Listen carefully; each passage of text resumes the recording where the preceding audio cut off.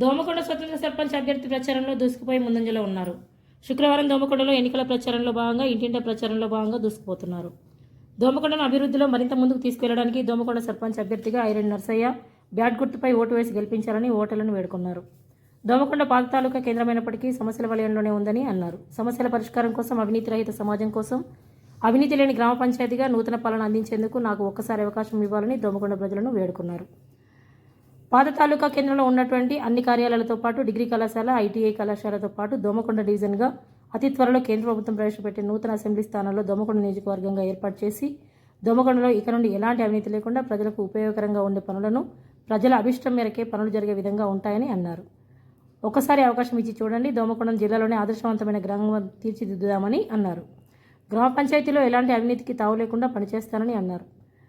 దోమకొండ ప్రజలు ఎంతోమందికి సర్పంచ్గా అవకాశం ఇచ్చారని నాకు మరోసారి అవకాశం ఇచ్చి చూడాలని కోరారు. ఈ కార్యక్రమంలో దోమకొండ సర్పంచ్ అభ్యర్థి ఐరన్ నర్సయ్యతో పాటు ఆయన మద్దతుదారులు పాల్గొన్నారు. భారీ మెజార్టీతో సర్పంచ్ గెలవడం అనేది ఆ అమ్మవారి ఆశీస్సులతోని దోమకొండ గ్రామ ప్రజల దగ్గరికి నేను ఎన్నికల ప్రచారం నిమిత్తం పోతే వారి ఆశీర్వాదం చూస్తే ఆల్రెడీ నేను గెలిచిపోయినా అని నా ఆత్మకు తెలిసిపోయింది. కానీ బంపర్ మెజారిటీ సుమారు 5 నుంచి 6,000 మెజారిటీతో ఐరన్ నర్సయ్యను గెలిపించవలసిన అవసరం ఉంది. ప్రజలారా, రైతన్నలారా, మీరందరూ కూడా ఐరన్ నర్సయ్య కోటేయండి. వచ్చే 5 సంవత్సరాలలో దోమకొండను స్వర్ణాంద కొండగా, దేవి కొండగా ఈ దోమకొండను తీర్చిదిద్దుతానని నేను ఈ సందర్భంగా మీకు తెలియజేస్తా ఉన్నాను. దోమకొండలో ఇప్పుడు డిగ్రీ కాలేజ్ లేదు, డిగ్రీ కాలేజీ కూడా మంజూరు చేయిస్తా. అంతే కాకుండా దోమకొండలో ఎస్టీఓ ఆఫీసు గత 30 సంవత్సరాలనే తరలిపోవడం జరిగింది. దాని గురించి ఎవరు కూడా పట్టించుకున్న పాపాన పోలేదు. వెంటనే స్టేట్ బ్యాంక్ ఆఫ్ హైదరాబాద్ ను దోమకొండలో నియమించి ఆ యొక్క అభివృద్ధి కార్యక్రమాన్ని దోమకొండలో ఎస్టీఓ ఆఫీస్ ను మంజూరు చేయిస్తా అని చెప్తున్నాను. దోమకొండను డివిజన్ కేంద్రంగా కూడా చేయడానికి నేను ప్రయత్నం చేస్తా ఉన్నాను. ఇప్పుడు రానున్న రోజుల్లో రాష్ట్రంలో, దేశంలో పునర్విభజన జరుగుతూ ఉంది. పునర్విభజనలో దోమకొండను నియోజకవర్గంలో తీర్చిదిద్దడానికి నేను ప్రయత్నం చేస్తాను.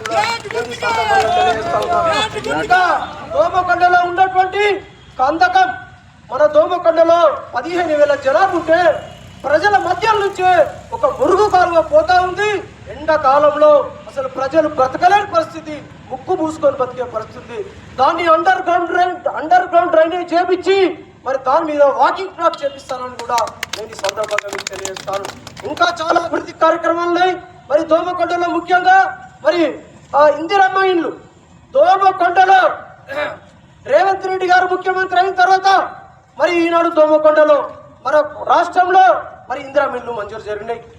దోమకొండలో 100 సంవత్సరాల క్రితం నిర్మించుకున్నటువంటి మన పూర్వీకులలో నిర్మించుకున్నటువంటి పాత ఇళ్లలో ఎవరు ఉన్నారో అన్నీ కూడా డిస్మాంటిల్ చేపించి ఇందిరమ్మ ఇళ్లను వారికి ఇండ్లు కట్టించడానికి ఒక కృతనిశ్చయంతో ముందుకెళ్తారని ప్రజలందరూ ధైర్యంగా ఉండాలి.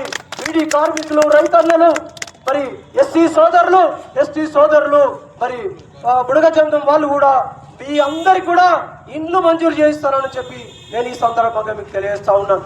అదే విధంగా గత వచ్చేటటువంటి ఒక నెల 15 రోజుల్లోనే దోమకొండలో 2,000 పింఛన్లు ఉన్నటువంటి అందరికీ 4,000 పింఛను, ప్రతి ఒక్కరికి కూడా 4,000 పింఛను ఇప్పిస్తా అని చెప్తా ఉన్నాను. గత 8 సంవత్సరాల నుంచి కొత్త వారికి పింఛన్లు లేవు. కొత్త వారికి కూడా 1,500-1,500 మంది పింఛన్ల కోసం దరఖాస్తు చేసుకొని రెడీ ఉన్నారు. వాళ్ళకు కూడా పెన్షన్స్ మంజూరు చేపించి జీవితాంతం వారి యొక్క గుండెల్లో ఐరన్ నర్సయ్యను ఒక మీ కొడుకులాగా నేను మీకు జ్ఞాపకంగా ఉండిపోతానని కూడా ఈ సందర్భంగా మీకు తెలియజేస్తా ఉన్నాను.